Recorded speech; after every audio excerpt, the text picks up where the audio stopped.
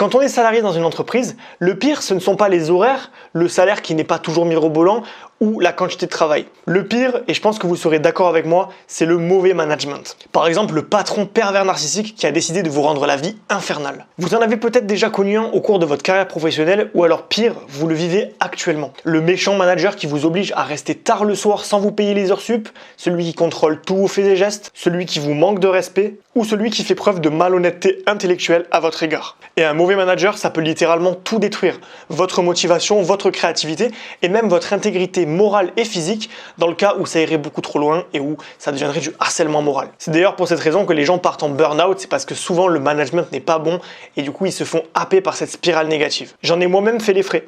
J'ai connu mon lot de mauvais managers qui m'ont poussé à fuir le salariat pour un mode de travail plus indépendant. Je pense notamment à mon ancien patron qui m'avait associé à une startup et qui finalement, à force de projeter ses peurs sur moi, a détruit toute ma loyauté, toute mon intégrité, toute ma motivation, au point où j'ai été obligé de partir tellement je me sentais mal de travailler pour cette boîte. Comme le dit un adage, les bons s'en vont quand le management est mauvais. Dans cette vidéo, je vous partage les 4 types de managers toxiques et comment les gérer pour s'en protéger et ne pas s'épuiser à leur côté. Si vous préférez partir, quitter votre entreprise et recommencer de zéro, alors je vous invite à regarder la vidéo qui va s'afficher. Elle parle justement de comment quitter son CDI sans y perdre de plus. Je vous invite vraiment à rester jusqu'à la fin de la vidéo parce qu'à la fin, après vous avoir présenté les 4 patrons toxiques, je vais vous présenter un moyen ultime d'éviter à jamais les managers toxiques pour ne plus jamais en avoir, pour ne plus jamais en faire les frais. Et ce conseil, il vaut tout l'or du monde. Donc si vous le voulez, attendez bien jusqu'à la fin, vous allez voir, c'est super intéressant. Juste avant de commencer la vidéo, je me présente, je m'appelle Johan, je suis un ancien employé dans le domaine du web marketing et j'en avais marre d'être justement sous le joug d'un patron. J'en avais marre d'être qu'on décide pour moi, qu'on me dise quoi faire. J'avais aucun sens dans ma vie professionnelle. À peine 25 ans, je savais plus quoi faire de ma vie. Donc j'ai décidé de tout quitter. J'ai dit stop, j'en ai marre du CDI. J'ai développé des petits projets rentables à droite à gauche, donc des petits revenus passifs qui m'ont permis aujourd'hui de me libérer du travail, de me libérer de mon CDI pour travailler chez moi tranquillement quand je veux. Et donc ma vie a totalement changé. Aujourd'hui, je suis libre de profiter de ma vie, de pouvoir rester chez moi tranquillement, de pouvoir profiter de ma famille, donc d'avoir une vie qui est beaucoup plus riche personnellement et beaucoup moins stressante professionnellement. Donc aujourd'hui, je m'adresse à tous les jeunes actifs qui en ont marre du salariat, qui ne se voient pas passer 50 ans à travailler pour un patron, à faire que des trucs qu'on leur demande de faire, à répondre à des ordres, tout ça pour un salaire de 1500 à 2000 euros par mois. Donc si vous en avez marre de ça, si vous voulez évoluer, n'hésitez pas à vous abonner à la chaîne. Je vous apprends à vous réapproprier vos 3 libertés financières, géographiques et temporelles pour vivre heureux, travailler moins et gagner plus. Voilà, vous pouvez vous abonner à ma chaîne où vous pouvez télécharger le guide des 24 moyens de générer des revenus passifs. C'est un guide gratuit que je vous offre dans lequel vous allez voir tous les moyens qu'il existe pour finalement vous libérer du salariat, travailler de manière indépendante et gagner votre vie sans avoir besoin de personne. Allez, c'est parti. Donc le premier patron toxique, ça va être le contrôlant. Alors le patron contrôlant, c'est le mec qui veut absolument, comme son nom l'indique, tout contrôler. Il est toujours derrière vous, il ne vous laisse aucune liberté. Donc c'est une personne qui est très exigeante, mais également une personne qui est parfois injuste. Par exemple, si un soir vous partez tard pour finir un dossier, donc vous donnez de votre temps personnel pour un projet professionnel et que le lendemain vous arrivez 5 minutes en retard, eh bien il va vous le reprocher. Il va vous dire justement que vous êtes arrivé en retard et que vous ne devez pas arriver en retard. Donc c'est une personne qui est vraiment très contrôlante, elle veut vraiment que vous respectiez les horaires, mais qu'en plus vous lui donniez des choses, c'est une relation à sens unique. Et dans votre travail, vous n'avez absolument aucune marge de manœuvre. C'est-à-dire qu'on vous demande de faire telle chose, vous devez faire telle chose à la virgule près et ça s'arrête là. Vous n'avez pas le droit de dire ce que vous pensez, de proposer des choses. Bref, vous n'êtes juste un exécutant. On a tous l'image du patron qui passe derrière l'écran. Vous savez, moi je travaille souvent sur ordinateur et les gens ils passent derrière et ils regardent ce que vous faites. Ils regardent si vous n'êtes pas sur Facebook, si vous prenez pas 5 minutes de pause. Ils sont vraiment là à contrôler tous vos faits et gestes. Avec les contrôlants, il faut être intraitable. C'est-à-dire que déjà, il va falloir respecter votre contrat à la lettre. Si eux sont contrôlants et donc intraitables sur les horaires, alors soyez-le aussi avec lui. C'est-à-dire que si on vous demande d'arriver pile à l'heure le matin et pas 1 minute en retard, alors partez pile à l'heure le soir et ne restez pas 1 minute de plus. Vous devez absolument vous cacher derrière la loi, c'est-à-dire que vous avez un contrat de travail, ce contrat de travail est régi par des obligations et des droits et vous devez respecter au maximum ce contrat-là pour vous protéger des personnes contrôlantes qui vont vouloir toujours gratter un peu plus de vos libertés. Et pour vous protéger au niveau du travail, vous allez pouvoir demander un entretien avec votre N+1 pour demander un cadre officiel. En gros, ça peut paraître un peu masochiste de faire ça, mais vous allez voir que ça va vous aider. En fait, vous allez voir votre patron et vous allez lui demander des moments officiels sur lesquels il va pouvoir contrôler votre travail. Et l'avantage de ça, c'est que vous allez déjà le rassurer en lui disant que qu'il va pouvoir tous les jours contrôler votre travail à telle heure. Donc vous allez créer un rendez-vous pour contrôler votre travail.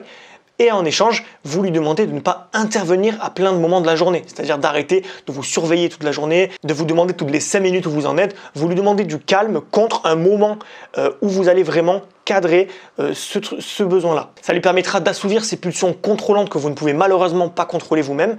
Vous allez pouvoir lui donner un espace où il va pouvoir être contrôlant pendant 15-20 minutes par jour et le reste du temps, vous lui demandez, vous exigez d'avoir du calme pour pouvoir travailler sur les projets tranquillement sans vous faire suivre toute la journée. En gros, c'est un petit peu de la psychologie inversée. Vous allez vous-même lui imposer un cadre pour son management. Ce qui veut dire que vous allez pouvoir vous protéger, par exemple en lui disant tous les soirs, je vous envoie un mail où je vous explique de A à Z tout ce que j'ai fait avec une liste d'avancement des projets en mettant par exemple des outils à disposition pour qu'ils puissent vous suivre à distance, un agenda partagé, un gestionnaire de tâches où la personne va avoir le sentiment de contrôler parce que vous ne pourrez pas le faire changer, c'est une personne qui est comme ça. Donc vous allez devoir le rassurer au maximum pour vous protéger et aussi pour qu'il arrête de vous gonfler. Voilà, donc le deuxième patron toxique, ça va être l'injuste. Alors le patron injuste, ça va être quelqu'un qui va être un petit peu une girouette.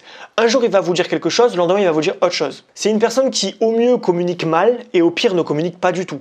Elle attend que vous soyez dans la télépathie, vous compreniez ce qu'elle veut sans vous parler. C'est un manager qui ne communique pas, qui ne fait pas de réunion, qui ne vous parle pas et qui, du jour au lendemain, vous dit « tu n'as pas fait ça, tu n'as pas fait ça ». Donc, il vous remet la faute, une faute qu'il a peut-être commis lui-même, sur vous. Par exemple, il va vous demander de lui rendre un dossier A, vous allez faire le dossier A comme il vous l'a demandé, et puis il va vous coincer en vous disant que non, il fallait que vous fassiez B. En gros, cette personne, elle change d'avis tout le temps. Il faut se mettre dans la tête qu'elle va être tout le temps en train de changer d'avis, elle va pas avoir de parole. Il ne faut pas considérer que ce qu'elle va dire va être ancré dans le marbre, et donc ça va vous desservir parce qu'elle va toujours se servir de ça contre vous. Elle va dire que c'est vous qui n'avez pas compris, alors que c'est elle qui a mal géré finalement la communication, la prise de décision et l'axe de travail. Parce que sinon, c'est toujours vous qui allez prendre, on va vous reprocher de mal faire votre travail et si vous n'avez pas de preuve de l'inverse, alors c'est vous qui serez responsable et vu que c'est votre N+1, il aura probablement le dernier mot. Donc la technique que j'ai trouvée pour gérer les mauvais communicants de ce type-là, ça va être d'être proactif et de mettre en place des fiches récapitulatives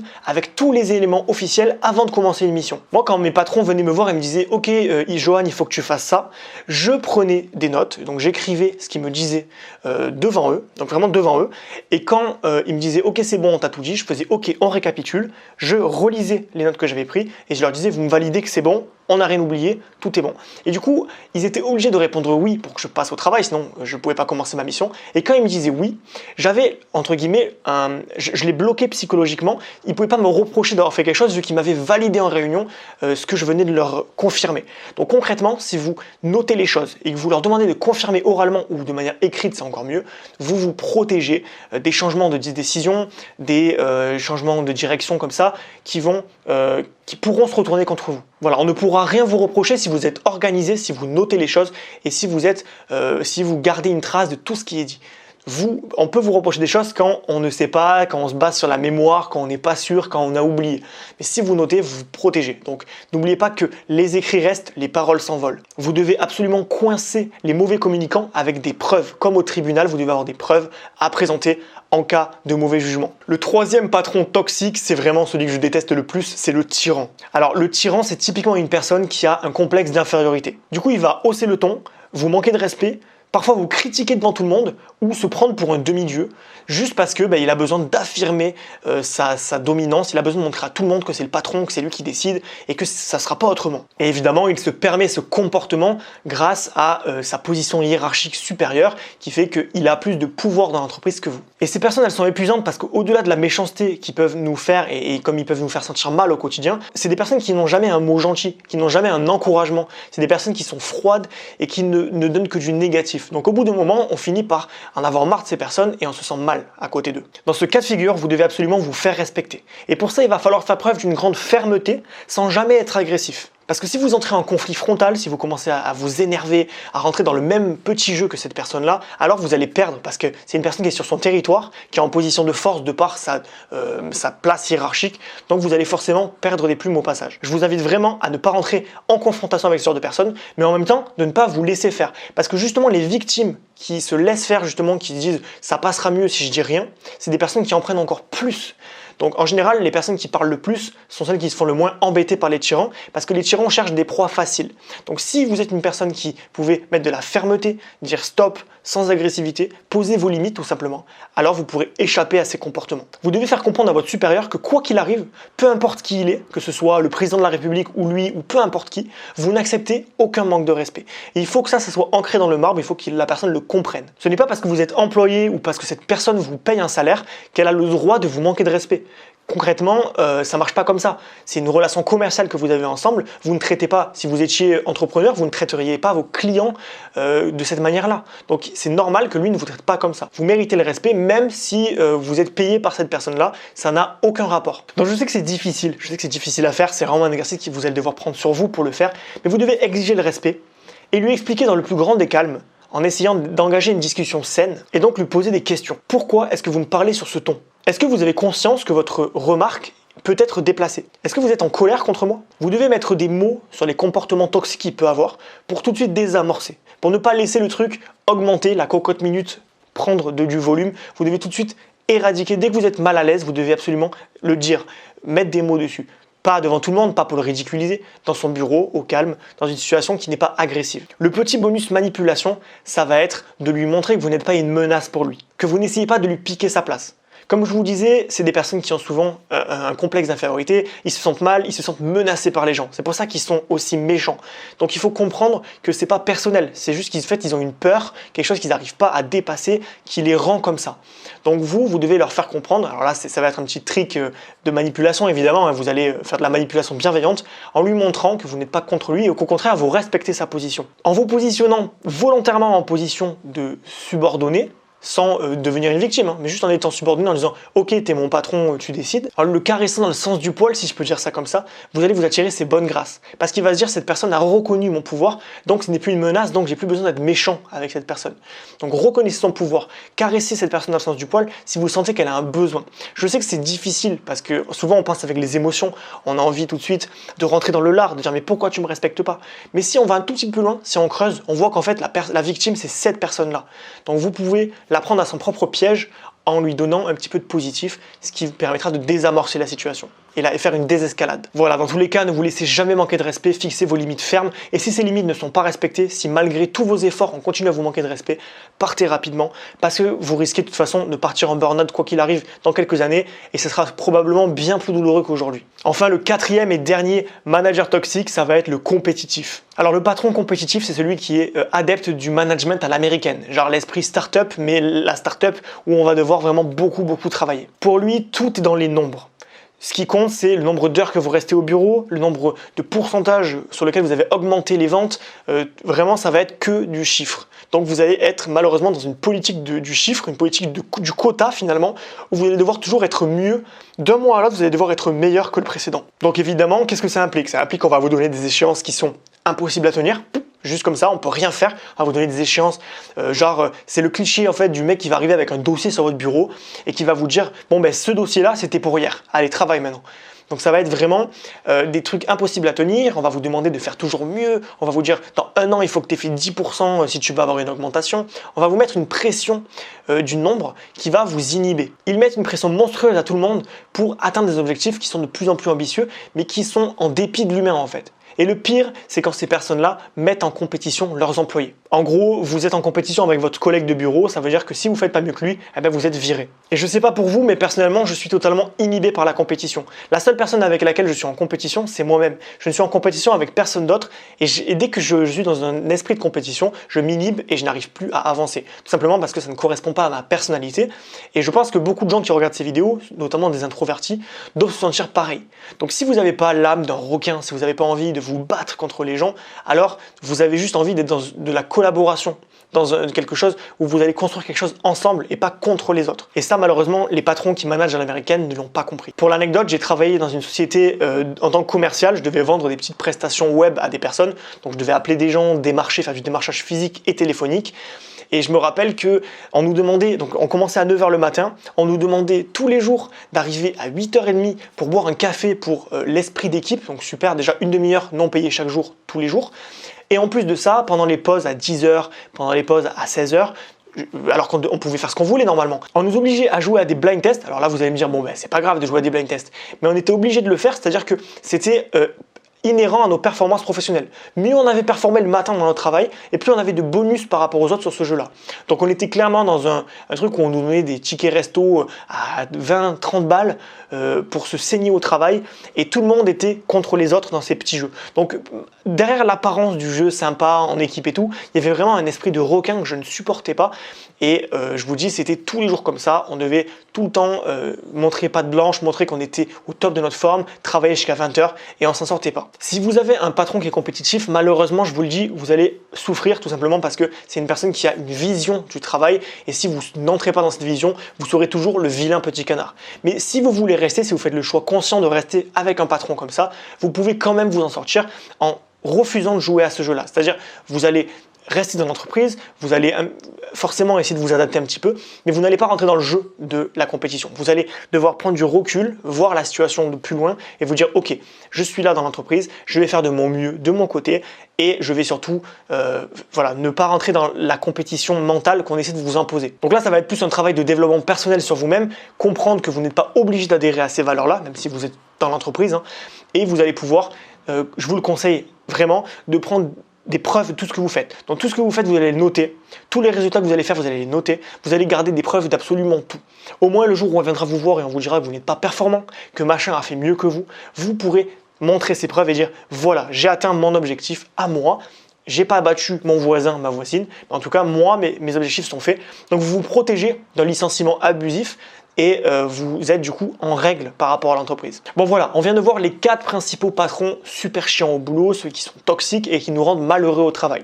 Mais moi j'ai un truc à vous dire, un message d'espoir à vous délivrer, et si vous êtes resté jusque là, bravo à vous, parce que justement c'est le moment où je vais vous balancer l'astuce pour ne plus jamais avoir affaire à de patrons toxiques. Voilà, le conseil va être totalement bateau, mais vous allez voir que derrière je vais vous donner une solution concrète, c'est qu'en fait, pour ne plus avoir de patron toxique, il ne faut plus avoir de patron tout court. Parce que je vous le dis sincèrement, il y aura toujours des patrons toxiques. Il y aura toujours des gens qui seront parachutés à des endroits où ils ne doivent pas l'être. Il y aura toujours des mauvais managers. Il y aura toujours des gens qui auront de la chance de se retrouver là et qui n'auront pas les compétences pour manager. Et ces personnes-là, toute notre vie, on en aura. Et toute notre vie, elles nous gonfleront.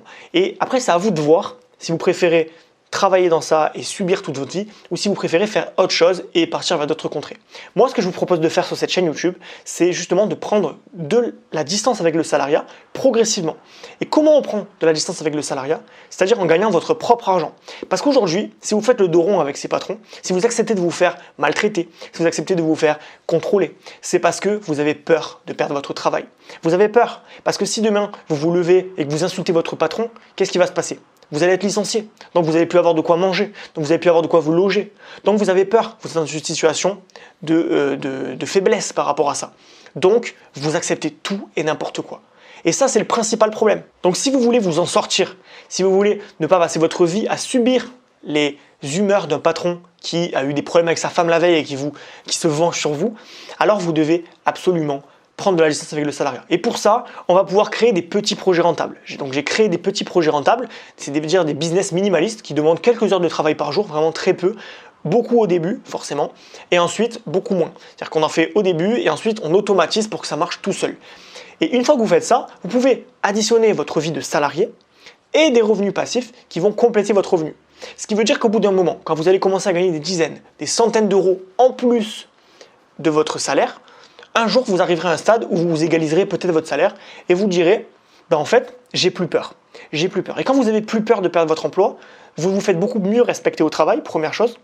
Et deuxièmement, vous vous sentez beaucoup plus libre de dire ce que vous voulez, de ne pas vous faire dominer par des personnes malhonnêtes.